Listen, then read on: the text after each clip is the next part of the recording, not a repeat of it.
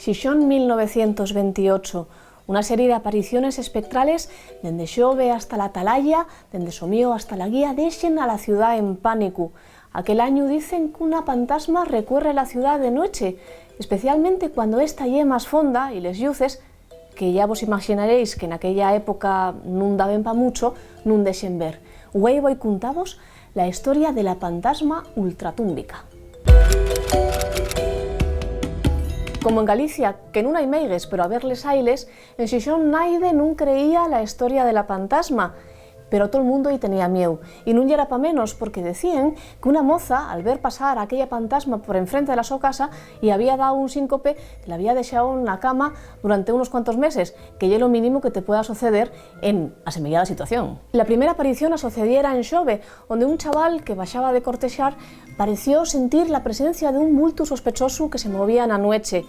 Aquella fue la primera de una serie de apariciones que deixaron a la ciudad en pánico y que acabaron haciendo que se figurase la xente una fantasma canónica, es decir, con sábana blanca, llarga, que arrastraba cadenes, una fantasma que el comercio, cuando cuente toda esta historia, va a definir como la fantasma ultratúmbica.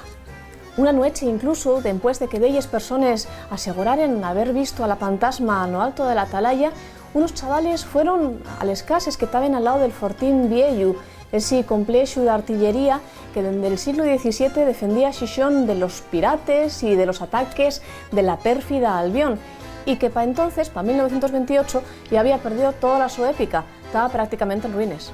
Después de esperar de horas, a eso de las 2 de la mañana, que venía siendo la hora favorita de aquella fantasma, uno de los chavales vio una luz blanca y darreu un bulto misterioso baixó corriendo de la Atalaya y causando un enorme estruendo. Aquella fue la postrera aparición de la fantasma, porque xusto después sucedió algo que fizo que la fantasma non volviera a venir por Xixón en la vida.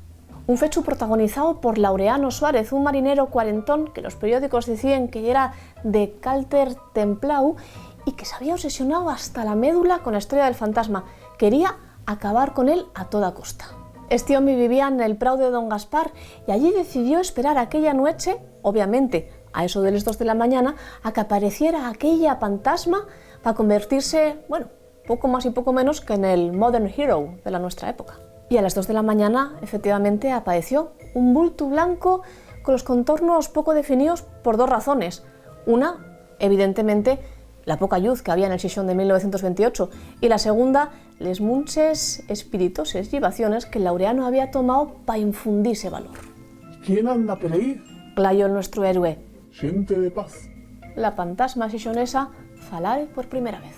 La pena de Laureano, tras abalanzarse sobre la fantasma, ye que aquella resultó tener nome, apellidos y pistola, concretamente una astra, llamábase Timoteo y era un vecino de él que era guardia municipal y que no dudó en disparar al sentirse atacado. Acabó firiendo a Laureano en el hipocondrio, que queda por aquí, la mano y en el brazo. La historia no acabó mal. Laureano acabó por sanar y los periódicos contaron la su historia y es por eso por la que estoy aquí pudiendo contárosla. Aparentemente la fantasma non volvió a recorrer las calles de Xixón y la xente que creía en esas apariciones cayó con vergoña.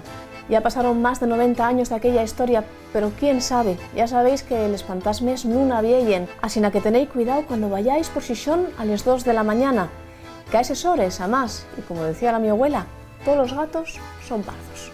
¿Y vosotros visteis alguna vez alguna fantasma? ¿Enfrentasteis vos de alguna vez alguna aparición espectral de la cual vos gustaría que yo falara? Pues deixáislo en los comentarios y vamos a ver si en los próximos vídeos podemos contarlo.